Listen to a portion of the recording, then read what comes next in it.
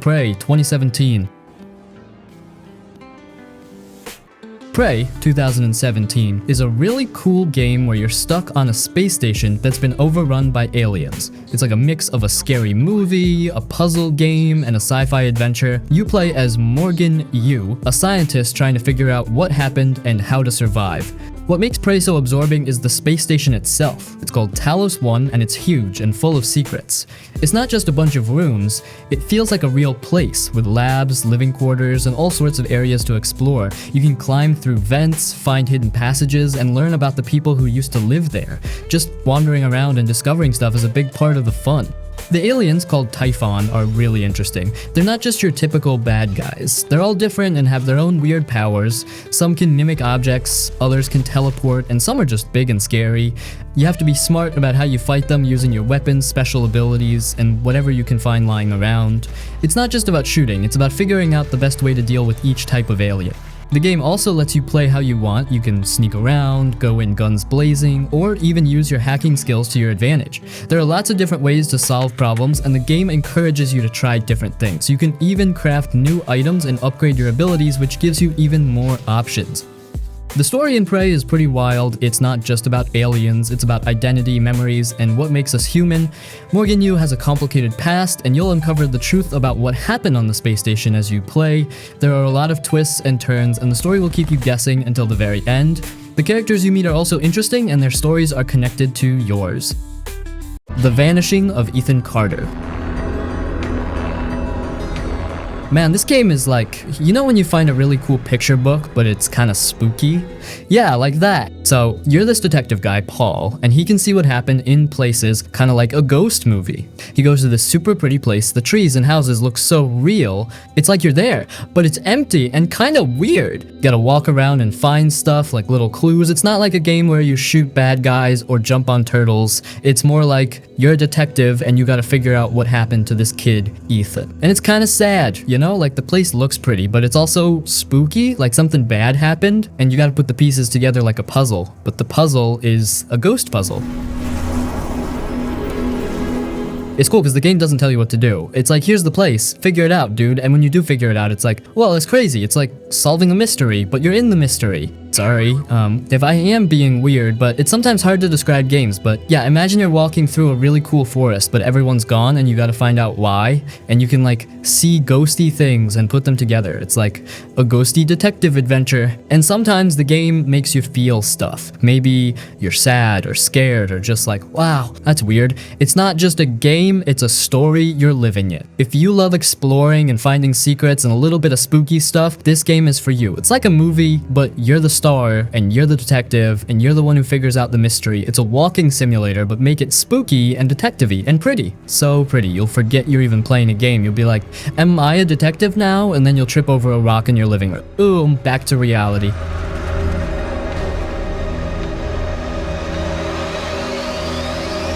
The Metro Trilogy.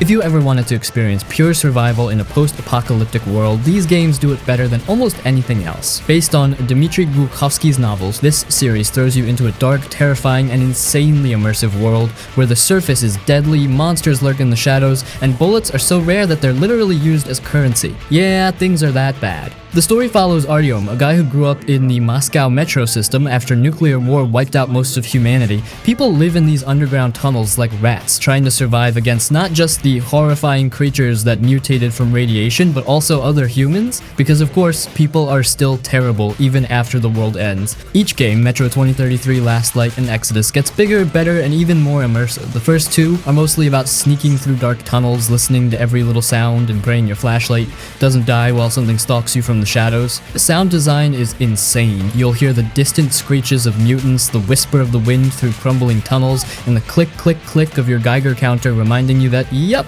you're slowly dying of radiation poisoning. Fun times. Then, Metro Exodus comes along and flips everything upside down. Now you're leaving the metro, exploring the ruined Russian countryside in a semi-open world. But don't get it twisted, it's still a brutal survival experience, just with more freedom. You scavenge for supplies, manually clean your guns to keep them from jamming, and make choices that actually affect the ending. And let's not forget the atmosphere, whether it's trudging through a snowstorm, sneaking past bandits in a desert, or creeping through an abandoned village, this game makes you feel like you're really there. The Metro Trilogy isn't just a shooter, it's a survival simulator that nails the feeling of desperation and isolation. The gas mask mechanic alone is one of the most immersive things ever. When your filter starts running out and your vision gets all foggy and you hear Artyom struggling to breathe, it's straight up panic-inducing. If you love games that pull you into a different world and make you feel like you're actually fighting to survive, Metro is a must-play. Just be ready for some tense moments, low ammo, and the occasional horrifying mutant jumping out of nowhere.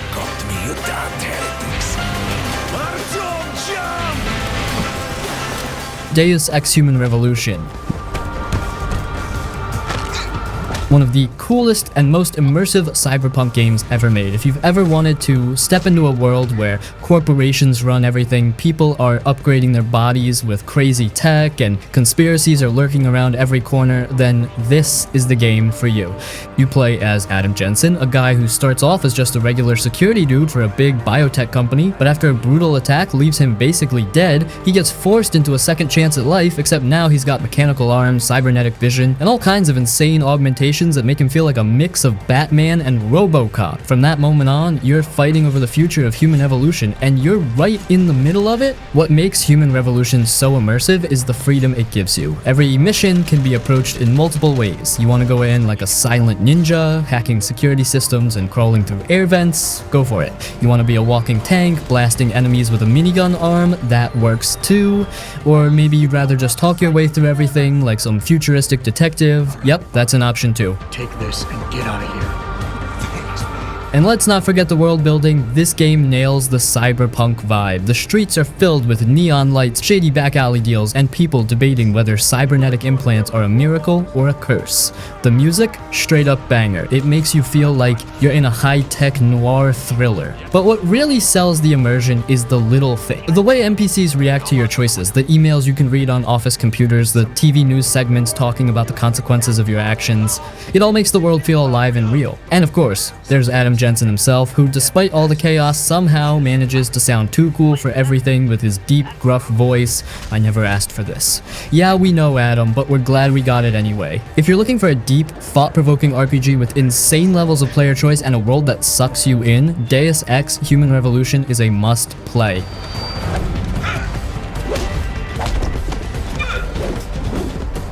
Days Gone.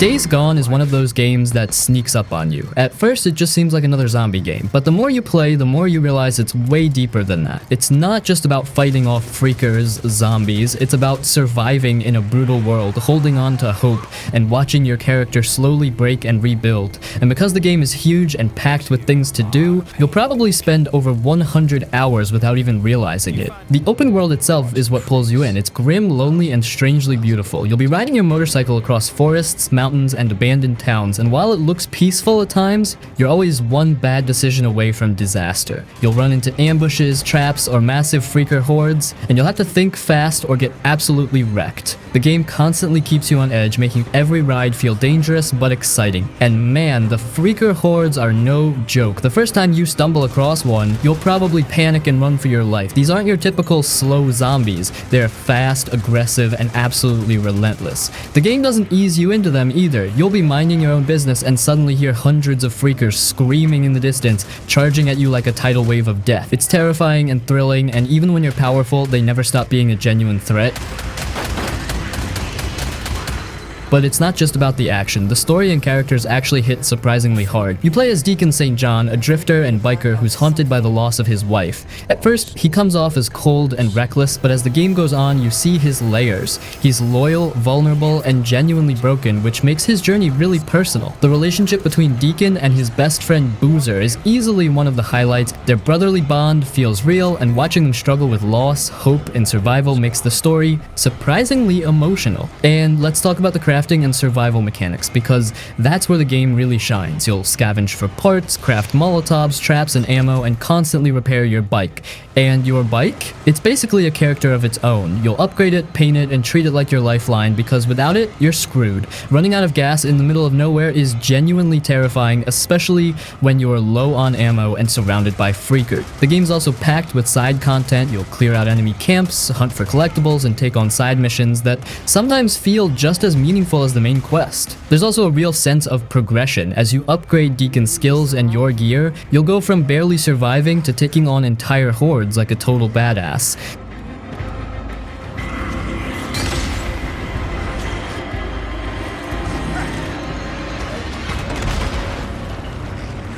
Ghost of Tsushima. There aren't many games that make you stop mid-quest just to stare at the scenery, but Ghost of Tsushima does. It's the kind of game where you'll be riding through a forest of golden leaves or across a misty shoreline and suddenly forget you're supposed to be saving your homeland. The world is just that breathtaking. But don't let the pretty flowers fool you. This game will keep you busy for well over 100 hours if you want to see everything. What makes Tsushima so addictive isn't just the gorgeous open world, though it's how alive it feels. You're constantly stumbling onto hidden shrines, freeing villages from Mongol invaders, or following foxes to secret charms. And even though the map is massive, it never feels empty. Every corner has something worth exploring, whether it's a piece of lore, a duel against a wandering swordsman, or a scenic cliff you'll spend way too long admiring. And then there's the combat, which is where the game really gets its hooks into you. It's sharp, stylish, and incredibly satisfying. The duels feel like something straight out of a samurai film, with Jin and his enemies circling each other, waiting for the perfect moment to strike. When you time a perfect parry and cut your opponent down in one clean slash, you'll feel like a legend, and the stance system adds real depth, forcing you to switch fighting styles on the fly based on your enemy. It keeps the combat fresh and tactical, even 50 hours in. But where Tsushima really eats up your time is in its side content. You'll swear you're only gonna do the main story, but before you know it, you're chasing foxes, tracking down haikus, and wiping out every Mongol camp on the island. Then there's the Iki Island expansion, which adds a new region with tougher enemies, more side quests, and a storyline that actually expands Jin's character.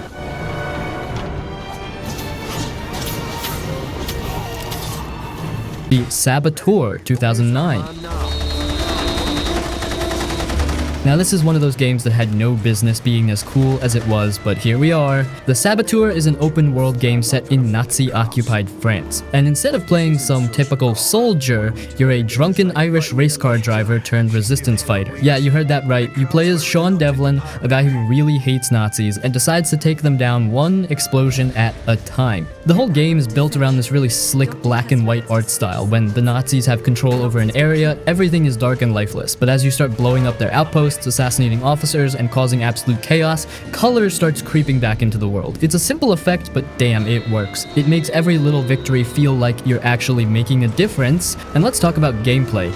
This isn't just a GTA-style open world. It's got parkour, stealth, gunfights, and straight-up sabotage missions where you blow up bridges, trains, and entire Nazi bases. You can go in quiet, sneaking around in disguises, or just go full Sean Devlin, guns blazing, leaving behind a trail of wreckage. The driving is really solid too, which makes sense since Sean's a racer at heart, and you get to tear through the streets of Paris in old-school sports cars, dodging Nazi patrols while blasting swing music from the radio. How did the crowds know we'd be here? There must be a leak somewhere. The game also doesn't take itself too seriously. Sean's got that classic Irish charm, constantly cracking jokes and drinking whiskey in between missions, and the world is packed with hidden stashes, sabotage targets, and places to cause trouble, so there's always something to do. Sadly, the Saboteur got overshadowed when it launched, and to make things worse, Pandemic Studios, yeah, the same guys behind Mercenaries and Star Wars Battlefront 2, shut down right after releasing it, so it never got the love or sequel it deserved. But if you're into open world games with a unique setting, great atmosphere, and a protagonist who just does not give a damn, this one is absolutely worth playing. You probably missed it, but now's your chance to fix that.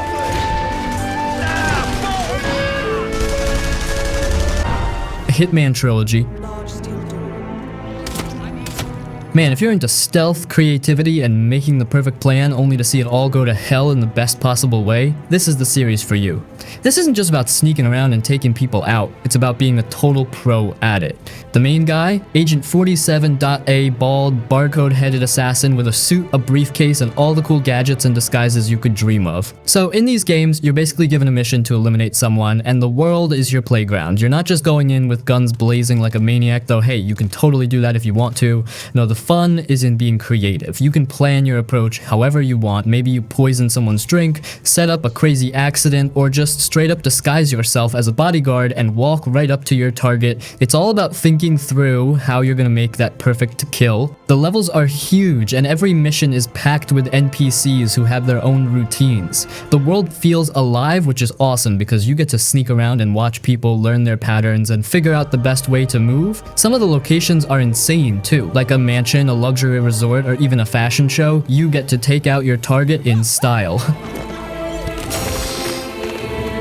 One of the best parts, the replayability. You can beat a mission one way, but then you'll start thinking, what if I did it this way? And so you try a completely different approach. Every time you finish a mission, you get this rush of satisfaction like you've just pulled off the perfect heist without anyone even noticing. But screw up just once and boom! The whole thing falls apart and you'll have to go back to the drawing board. And trust me, you'll screw up plenty. And let's talk about the art of disguising yourself. You can become a waiter, a janitor, a guard, you name it. It's hilarious and you'll find yourself in these absurd situations trying to act cool when you're clearly not, but hey, it's part of the fun. Plus, the AI is smart, so if you get a little too comfy, they'll catch on to you eventually. You can't just walk around acting like you own the place. The trilogy as a whole keeps getting better and better with each game. The third one, Hitman 3, brings everything together, offering even more creative ways to take out targets. The levels are bigger, the challenges are tougher, and the overall story is wrapped up in a way that gives you a sense of completion, though I wouldn't mind seeing more. To sum it up, if you're into stealth, problem solving, and just having a blast coming up with ridiculously fun ways to kill someone, in a totally professional, non-psycho way of course, the Hitman Trilogy is one of the best series to dive into.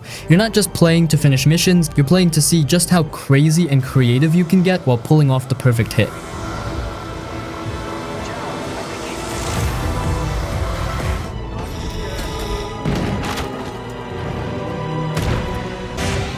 GTA 4. GTA 4, now we're talking. This game is like the gritty, dramatic cousin of the GTA series, the one who shows up at the family reunion wearing a leather jacket and only speaks in deep philosophical monologues. It's not just about the crazy mayhem and stealing cars, it's about the struggle, the broken dreams, and the harsh realities of life. When Grand Theft Auto 4 dropped back in 2008, it wasn't just another GTA game. It took everything we loved about San Andreas and Vice City, but gave it a dark, sobering twist. The game's protagonist, Niko Bellic, was no longer the confident, over-the-top character we were used to. Nah, this guy's got baggage. He's fresh off a plane from Eastern Europe, chasing the American dream, and looking to track down the cousin who promised him riches and a good life. But instead, he gets tangled up in a world of crime, betrayal, and endless backstabbing. It's gritty, real, and you feel Niko's pain. Makes it okay to stab your friends in the back? What really set GTA 4 apart was its atmosphere. The world of Liberty City felt alive, gritty, dirty, but alive. The city was a reflection of Niko's internal struggle. You had these towering skyscrapers and neon signs, but it was all built on a foundation of grime and corruption. The streets felt like they had a pulse, and it wasn't a pretty one. It was cold, harsh, and sometimes downright depressing. But damn, was it believable. You could just walk around and feel the tension in the air. The driving, the shooting, the action, all that was great, of course, but what really made GTA 4 hit so hard was its storytelling. It was a game about choices, about consequences, and about trying to find redemption in a world that doesn't give a damn. Niko wasn't your typical I'm gonna take over this city type of protagonist. He wasn't trying to be a kingpin, he was just a guy who wanted a better life. But as we know, the path to hell is paved with good intentions.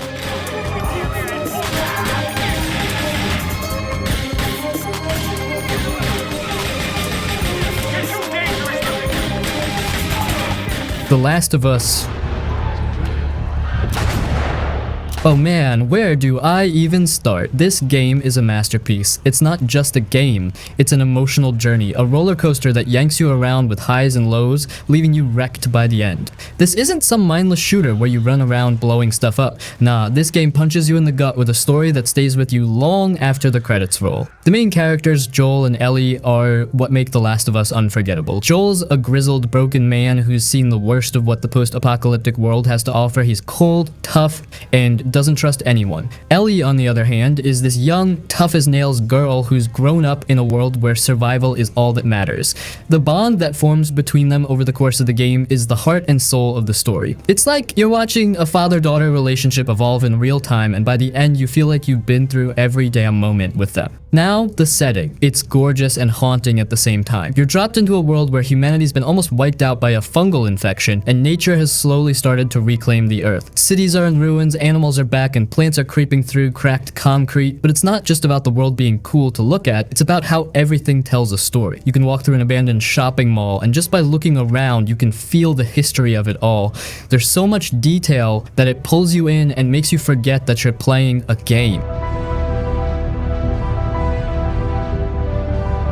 And the gameplay? It's brutal. The combat in The Last of Us is intense, tense, and sometimes downright terrifying. Ammo is scarce, so you have to be smart about how you approach situations. Do you sneak past the enemies, or do you go in guns blazing? Spoiler, you're probably gonna screw up at least once and get caught in a fight you can't win. The clickers, those infected dudes that make that creepy clicking noise, are nightmare fuel, and they'll make you sweat bullets when you're trying to sneak around them. But the game isn't just about killing zombies, it's about surviving, it's about sacrifice, and it's about the weight of your choices. The emotional roller coaster that is The Last of Us never lets up. You'll feel joy, you'll feel pain, and you'll be so attached to these characters by the end that you'll find yourself thinking about them long after you finish the game.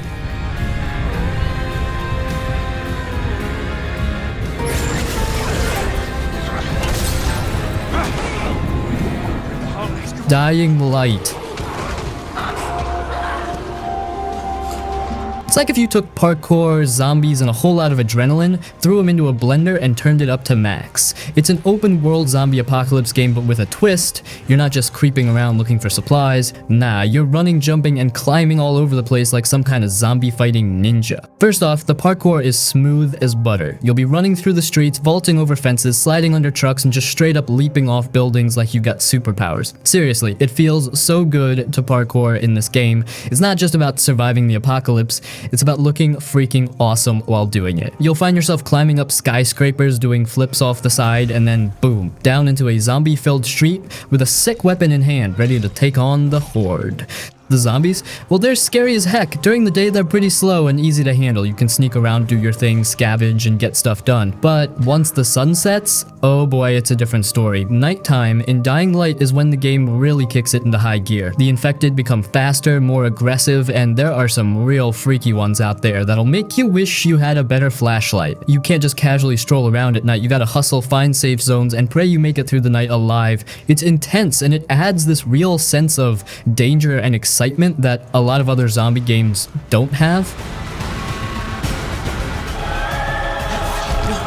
The combat is also top-notch. You've got a variety of weapons at your disposal, everything from bats and knives to shotguns and katanas. You can upgrade and modify them to make them even more badass, like adding electric mods or fire effects to turn your weapons into freaking tools of mass destruction. Plus, you can swing those weapons like you're trying to take down the whole freaking zombie army, and the combat feels smooth and satisfying. When you take down a group of zombies, it's like you're in your own action movie, except instead of a cool one-liner, you're just covered in blood and grinning like a maniac. But there's also this sense of freedom in Dying Light. The world is huge and there's always something to do. You're constantly unlocking new areas, finding new people, and encountering side quests that add layers to the story. It's one of those games where you just want to keep exploring because you never know what you're gonna find. Maybe it's a cool weapon stash, maybe it's a horde of zombies, or maybe it's just a random group of survivors who need help. Either way, the world feels alive, even if the majority of it is crawling with the undead.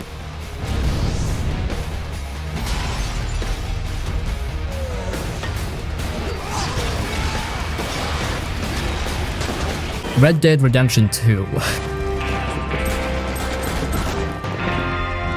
Red Dead Redemption 2 is one of those games that sets the bar so high it's hard to even see the top of the mountain from where other games stand. It's an absolute beast of a game, and every time you think you've seen it all, it pulls you deeper into its world, making you realize that it's not just a game, it's a living, breathing universe. First off, the story. Holy hell, the story. You're Arthur Morgan, a member of the Vanderlyn gang, and right from the start, you're sucked into this gritty, emotional journey that doesn't just tell you a story, it makes you feel it. Arthur's struggle between loyalty to his gang and realizing there heading down a dangerous road is something you'll feel in your gut. It's one of those stories that sticks with you long after you finish the game. The characters, they're all memorable, each one with their own unique personalities and struggles. You'll love some, hate others, but all of them leave an impression. By some hill country sheriff stealing a chicken, I think it was. The world of Red Dead Redemption 2 is just insane. You're not just playing through a bunch of missions, you're living in this massive open world environment that feels real. Like if you stop and look around, you'll see everything from wildlife to weather changes to NPCs going about their daily lives. You can hunt, fish, rob trains, or just get lost in the beauty of the game's wilderness. The attention to detail is next level. You can literally feel the cold when you're out in the snow, or sweat as you ride through the heat of the desert. It's like Rockstar took everything they learned from Grand Theft Auto and turned it up to 11, with the added depth of the Old West. And the gameplay, it's all about the immersion. The shooting feels solid, the horseback riding is smooth, and the way you interact with the world is intuitive but not oversimplified. Every interaction feels weighty, like there are consequences to what you do. You want to play the hero? Go ahead, help out strangers, but be ready to carry the weight of your choices. You want to be a ruthless outlaw? You can go down that path too, but don't be surprised when it all starts catching up to you. Every action, every decision matters, and that's a rare thing in games today. Now you keep your mouth shut. Let's not forget about the side activities. Sure, you could stick to the main story, but you'll be doing yourself a huge disservice. There are so many things to do in the game, like hunting legendary animals, playing poker, treasure hunting, or even just sitting around the campfire and listening to stories. It's all part of the experience, and it gives the game an incredible sense of depth. And if the story and world weren't enough, the visuals? Damn. It's one of the best looking games ever made. Whether it's the sun setting over the mountains or the snow drifting over a quiet town, every scene feels like it could be a postcard. The sound design is just as impressive. The soundtrack is subtle but perfect, and the way the world sounds, animals, gunshots, footsteps in the mud, everything is so rich and real. What matters? Do as you're goddamn told. It is us or him. God of War 2018. God of War 2018 is like a total game changer, seriously. You know how Kratos used to be all about just smashing through gods and causing chaos? Well, in this game, he's got a whole new vibe. He's trying to be a better dad, trying to not destroy everything in his path, and that change is huge. Instead of just being this super angry guy, you get to see him as a dad, trying to teach his son, Atreus, how to survive. And Atreus, he's no slouch either. This isn't some kid who just tags along for the ride. He's actually super useful, and watching him grow up and learn from Kratos is one of the coolest things in the game. The story itself is pretty simple at first. Kratos and Atreus are on this big adventure to scatter Kratos' wife's ashes. But, like every story in games, it doesn't stay simple for long. They end up facing gods, monsters, and all kinds of crazy stuff. What's great about this game is that it's not about saving the world or some big crazy fight. It's about family, trying to do right by the people you love, and finding out who you really are. It feels real, you know? Now, let's talk about the gameplay. It's so smooth, like butter on toast. The combat is super fun, and you've got this awesome axe called the Leviathan Axe. You can throw it and call it back like Thor, and it never gets old. You'll be smashing through enemies left and right, and it feels so good when you land that perfect hit. The boss fights? Dude, they're epic. These fights are huge with awesome music and crazy battles where you're on the edge of your seat the whole time. One of the coolest things in the game is the relationship between Kratos and Atreus. At the start, Kratos is all tough and grumpy, but as you play, you start to see this softer side to him. He's trying to teach Atreus the right way, even though he's not always sure of what that is. Atreus, on the other hand, is trying to figure out who he is and how to be a good son. Their relationship feels super real, and it's one of the best parts of the game. It's not just about fighting, there's real emotion here. The world of God of War is another big reason this game is so awesome. The 9 realms are all totally different, and they each feel like their own world. There's this huge snow-covered area called Niflheim, and then there's this fiery place called Muspelheim. Every place looks amazing, and you'll find yourself just looking around and taking everything in. Plus, there are a ton of secrets to find, so it's not just about getting to the next. So you're always exploring and discovering something new.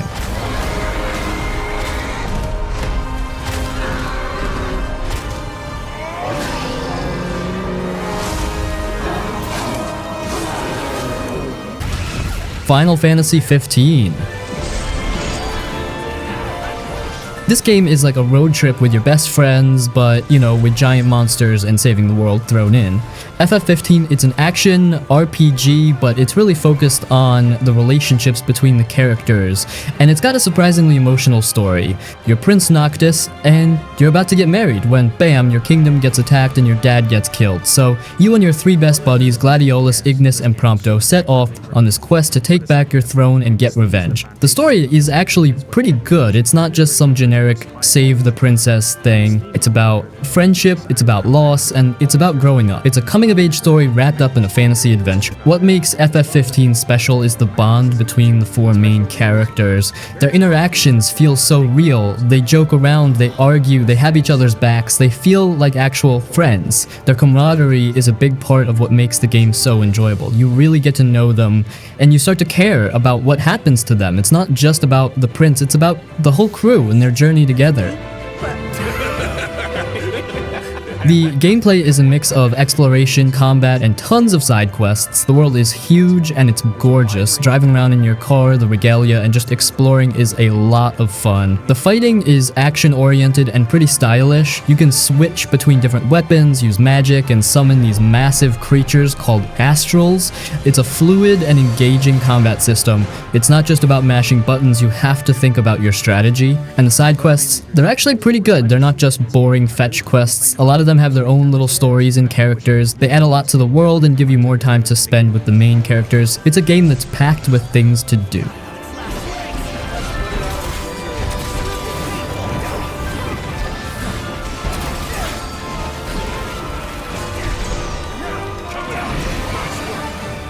RoboCop Rogue City.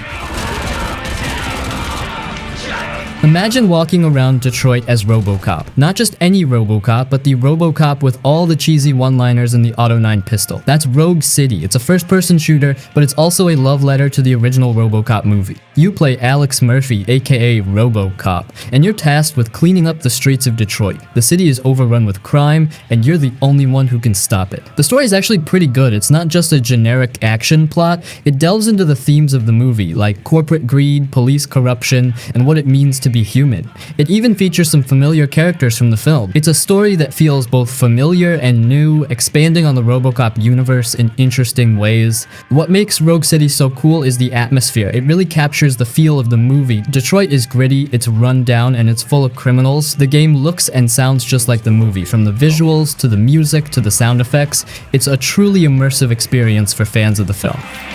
Dead or alive, you are coming with me. The gameplay is a mix of shooting, investigation, and some light RPG elements. The shooting is satisfying. You've got your Auto 9, and you can upgrade it as you progress. You can also use other weapons, but the Auto 9 is the star of the show. And the game isn't just about blasting everything that moves. You can also investigate crime scenes, talk to witnesses, and make choices that affect the story. It's not just about the action, it's about being a cop. And the fan service, it's great. The game is packed with little details that fans of the movie will appreciate, from the cheesy one-liners to the iconic ED-209. It's clear that the developers have a lot of love for the source material. It's a game made by fans, for fans.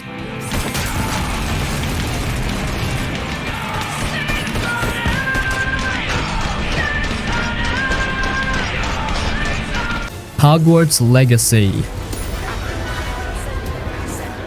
So, have you ever dreamed of just like being at Hogwarts? Wandering the halls, attending classes, learning spells? This game lets you do that. It's an open-world action RPG set in the Harry Potter universe, but it's not just a rehash of the books. It's a whole new story, and it's pretty cool. You're a student at Hogwarts, but it's the late 1800s, so it's a different time, and you've got this special ability you can see and mess with ancient magic. The story revolves around this ancient magic, what it is, and who's trying to use it for their own purposes. You're trying to figure it all out, and of course, you get caught up in all sorts of wizarding drama. It's a story that feels both familiar and new, which is a neat trick. The best part, hands down, is Hogwarts itself. It's huge, like really huge, and it's packed with details. You can explore all the different house common rooms, go to classes, learn spells, and just wander around and soak it all in. It really feels like the Hogwarts you've always imagined. And it's not just the castle. The areas around Hogwarts, like Hogsmeade and the Forbidden Forest, are also gorgeous. They've created a truly magical world to explore.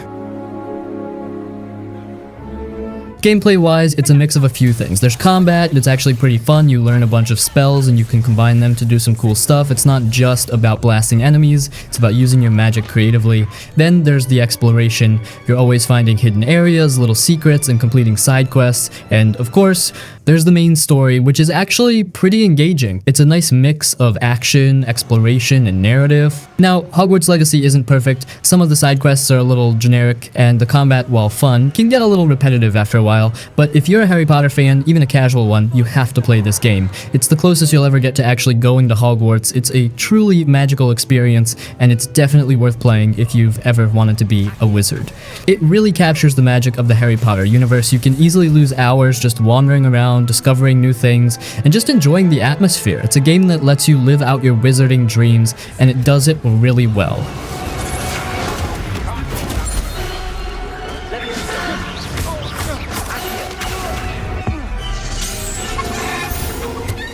The chorus.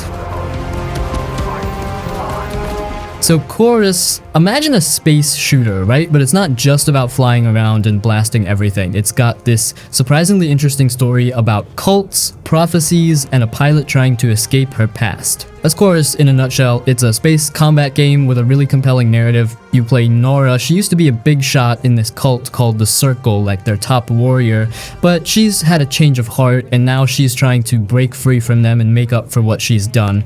She's got this sentient spaceship Forsaken, and they're working together to fight against the cult and figure out the truth behind these ancient prophecies. The story is actually pretty good. It's not just space opera fluff. It deals with some interesting ideas about free will, redemption, and how dangerous it can be when people get too caught up in their beliefs. What makes Chorus stand out is the way it plays. It's not your typical space shooter. You've got these special abilities called rights that Forsaken can use. They let you teleport short distances, dash around really quickly, and even mess with the minds of your enemies. It adds a whole new layer to the combat. It's not just about shooting, it's about using your abilities smartly. You can flank enemies, you can escape tricky situations, and you can even turn enemies against each other. And the world, man, the world is gorgeous. It's a huge open world and it's full of these stunning nebulae, ancient ruins, and weird alien structures. Just flying around and exploring is a lot of fun. It's really visually impressive. They've created a really beautiful and interesting universe to fly around in. The combat itself is fast and fluid. Zipping around in Forsaken, dodging enemy fire, and using your rights feels great. It's challenging, but it's also really rewarding when you pull off a cool maneuver or take down a tough enemy. It's a really satisfying space combat experience. It's the kind of game where you can really get into a flow state, weaving between enemy fire and unleashing devastating attacks. Now, Chorus isn't perfect. The story can get a little confusing at times, and some of the missions can feel a bit repetitive, but it's a unique and enjoyable space shooter with a good story and some really cool gameplay. If you like space combat games, or you're just looking for something a bit different, I'd recommend giving it a shot. It's a fun and engaging space adventure, and it's definitely worth playing if you're looking for something with a bit more story than your average space shooter.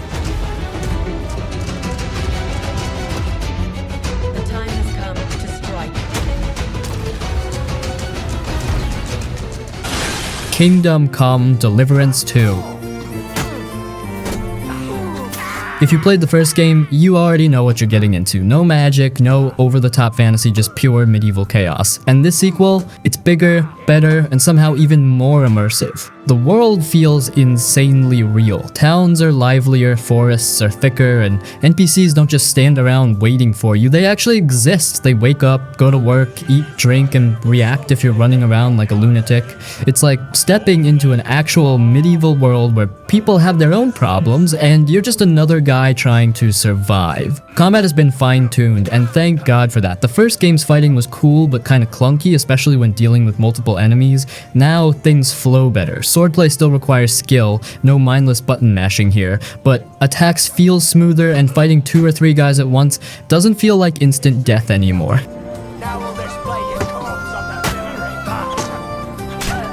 And the story, so Henry's back, and his journey picks up right where the last game left off. The writing feels even more natural, the voice acting is solid, and the quests are so much more dynamic. You can talk your way out of situations, sneak around like a thief, or just be that guy who swings first and asks questions never. And yeah, your choices actually matter. People remember what you do, and it changes how they treat you. Graphically, the game is stunning, the landscapes are ridiculously detailed, the lighting is beautiful, and everything just looks right. Sure, there's some bugs, because of course there are, but nothing that ruins the experience.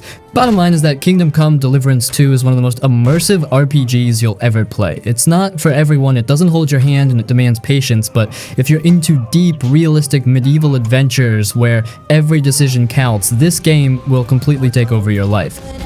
You have to fight till the bitter end.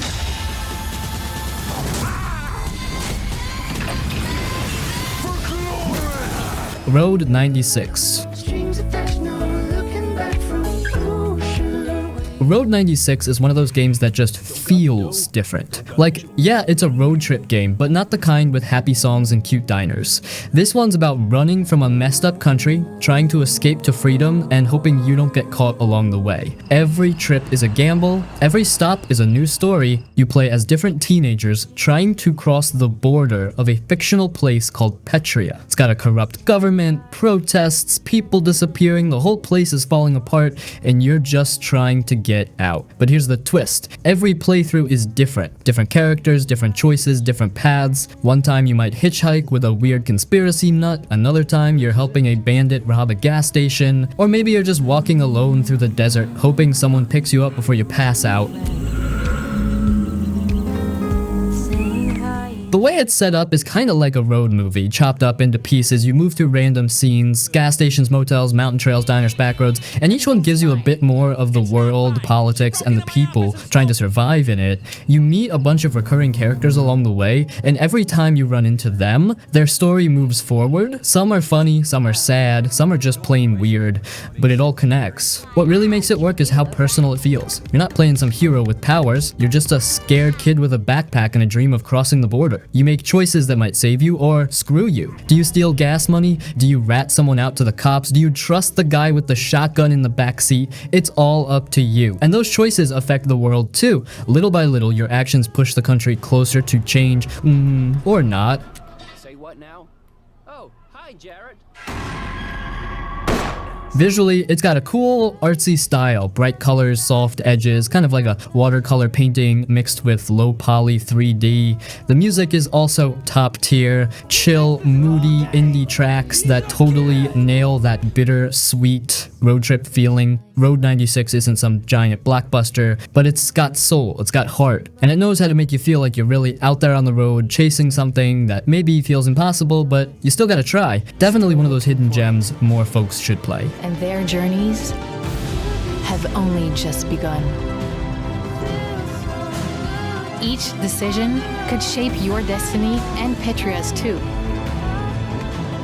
Time for you to hit the road. Let's see this. Marvel's Guardians of the Galaxy. When Guardians of the Galaxy first got shown off, everybody and their grandma thought it was going to be another flop like that Avengers game, you know, the one all live service, nonsense, boring grind, ugly character models, just disappointment all around. So yeah, people saw Guardians, saw it was just Star-Lord, and kinda dipped. They thought it was going to be more of that same trash, but nah. This game pulled a full 180 and surprised everybody. It turned out to be the complete opposite of that Avengers mess. No battle pass, no grind, no multiplayer fluff, just a full-on single-player, story-driven, high-quality experience with heart, humor, and actual fun gameplay.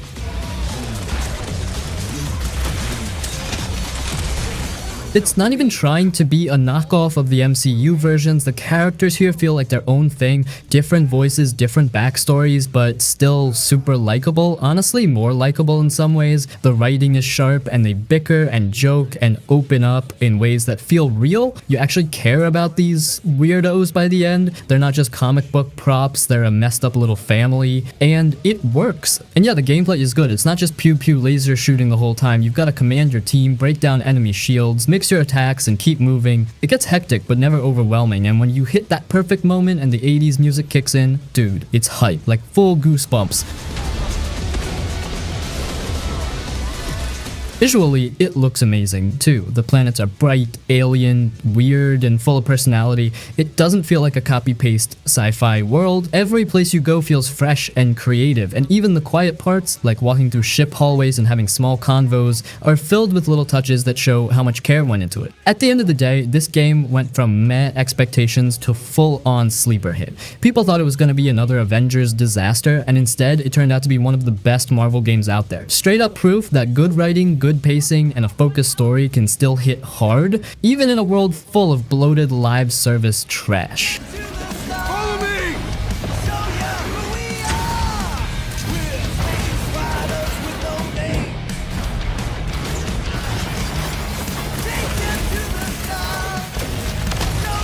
The Darkness. The Darkness is one of those forgotten gems from the Xbox 360 and PS3 days that honestly deserves way more love than it gets. If you've never played it or maybe never even heard of it, don't feel bad, a lot of people missed it. But this thing was special, man. Real dark, real moody, and surprisingly emotional. You play as Jackie Estacado, a hitman for the mob, who, on his 21st birthday, finds out he's got this ancient evil power inside him called the Darkness. It's not just a cool name, it's a full-on demonic force that lives in him, talks to him, and lets him do all kinds of crazy stuff. Like you can summon creepy little goblin creatures, rip out people's hearts, shoot tentacles through walls, even create a black hole that sucks enemies in. It's brutal, it's bloody, and it feels awesome.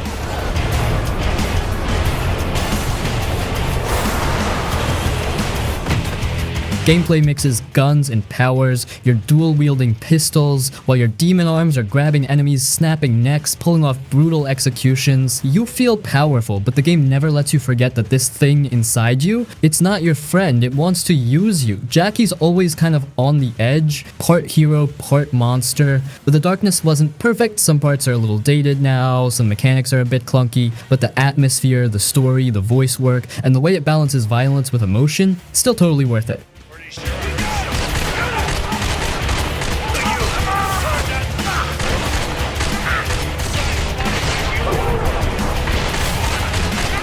Mad Max. Mad Max is straight up one of the most slept on open world games out there. Like when it came out in 2015, it got buried under all the hype for Metal Gear Solid 5. Same release day, bad timing, and a lot of people just passed on it. But if you actually sat down and played it, man, this game is actually so fun. So yeah, you're Max. Quiet dude, rough past, trying to survive in this post-apocalyptic wasteland where everything's dust, rust, and chaos. Right at the start, these war boys jack your car, beat you down, and leave you for dead. Classic. But Max don't stay down. He gets up, finds this weird little hunchback mechanic named Chumbucket who calls him the Saint, and together they start building a new beast of a car, the Magnum Opus.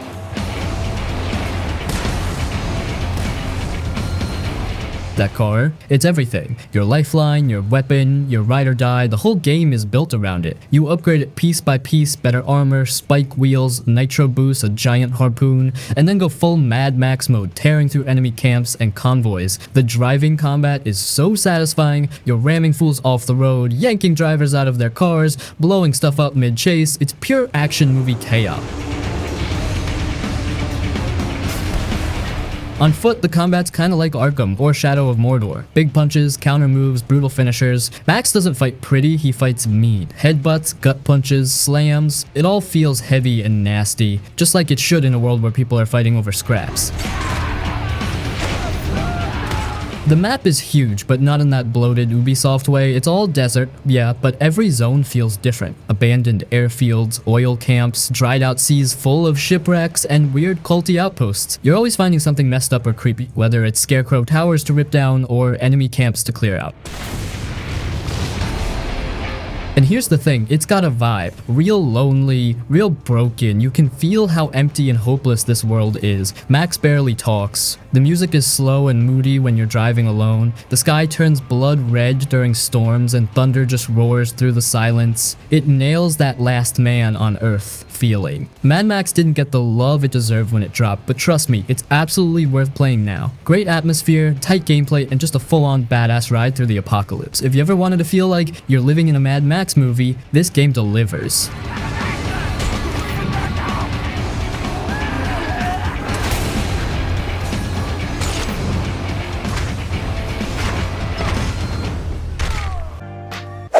Mafia 2.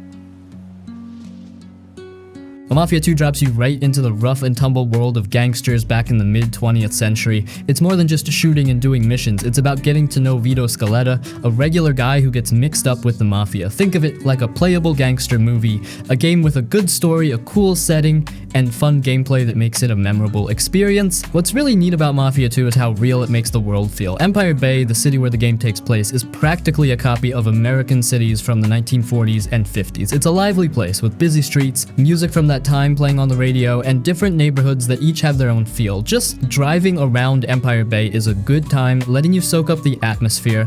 It's like a living, breathing city.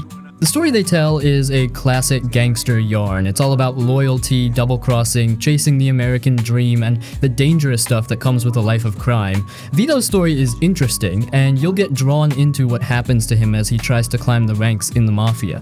The characters are well written, and their conversations are one of the best parts of the game. They feel like real people with real problems. Mafia 2 is really good at noticing all the little things that make a world believable. From the vintage cars and clothes to the little bits of conversation you hear on the street, it all adds up to make the game feel authentic. They did a great job of capturing the feeling of that time, and it's like you've actually gone back in time. You can almost smell the cigar smoke and hear the clinking glasses. The gameplay is pretty solid and enjoyable. The gunfights are exciting, the driving is a blast, and the missions are varied and keep you interested. It's a good mix of action and storytelling that keeps you hooked from beginning to end. It's not trying to do anything too fancy, but what it does well. Yakuza Like a Dragon, Ishin.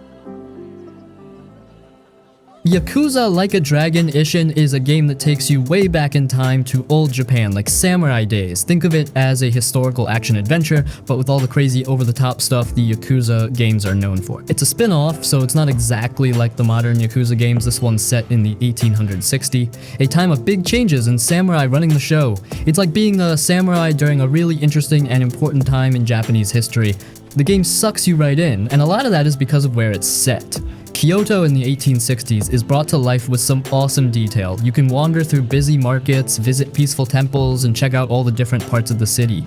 It really feels like you're walking around old Japan.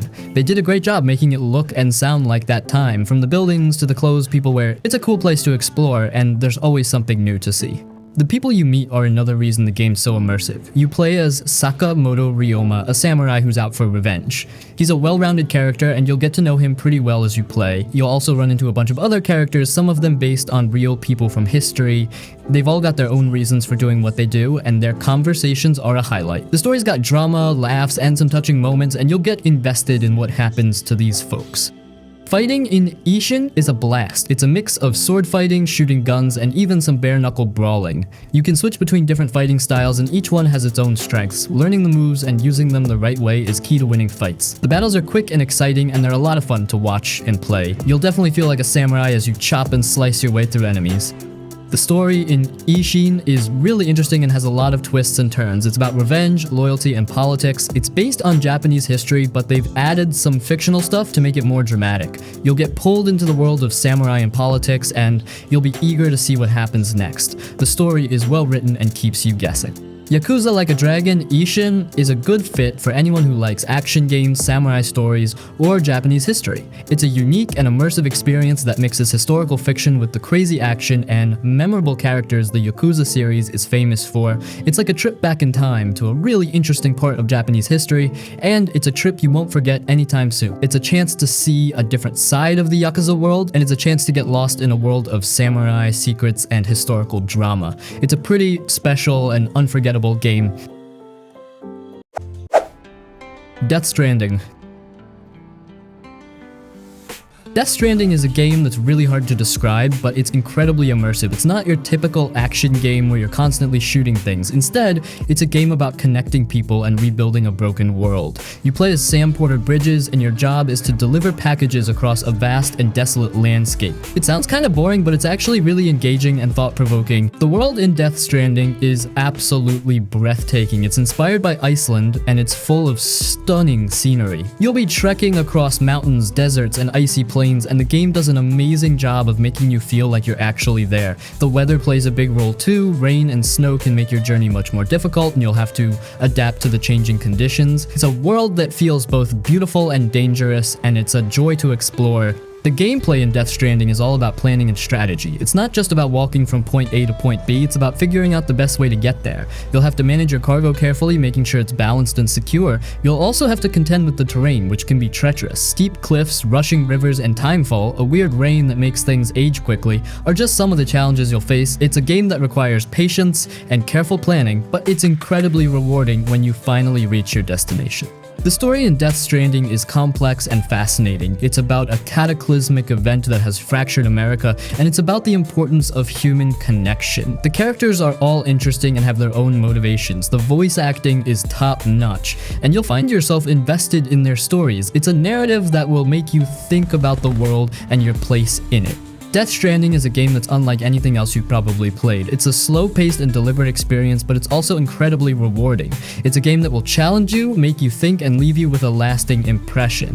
It's not for everyone, but if you're looking for a truly unique and immersive gaming experience, Death Stranding is definitely worth checking out. It's a journey into a strange and beautiful world, and it's a journey that you won't soon forget. The Bioshock series. The Bioshock games are amazing at making you feel like you're actually in their worlds. It's not just about shooting bad guys, it's about exploring these incredible places and uncovering their secrets. Each game in the series creates a completely unique and unforgettable experience. First, there's Bioshock. Imagine being dropped into an underwater city called Rapture. It's beautiful, but it's also falling apart. The game does an incredible job of creating a creepy and mysterious atmosphere. You'll find old recordings from people who used to live there, and they tell you the story of what happened to the city. It's like being a detective, piecing together the past while trying to survive in the present. Rapture feels real, even though it's underwater. The Art Deco style, the flickering lights, and the sounds of the ocean all contribute to the immersion. Then there's Bioshock 2, this time you're still in Rapture, but you're playing as a Big Daddy, one of those giant, heavily armored guys. It's a completely different perspective on the city. You're seeing it from the point of view of one of its most iconic inhabitants. The game expands on the story of Rapture, and you learn even more about its history and its downfall. It's a darker and more personal story than the first game, and it adds even more depth to the world. Finally, there's Bioshock Infinite. This game takes you to a completely different location, a floating city in the sky called Columbia. It's bright and beautiful, but there's something sinister lurking beneath the surface. Columbia is a city built on some pretty messed up ideas, and you'll uncover its secrets as you explore. The game has a more epic scope than the previous two, and it deals with some big themes like religion, politics, and free will. The visuals are stunning, and the city feels vast and alive. It's a completely different experience from Rapture, but it's just as immersive.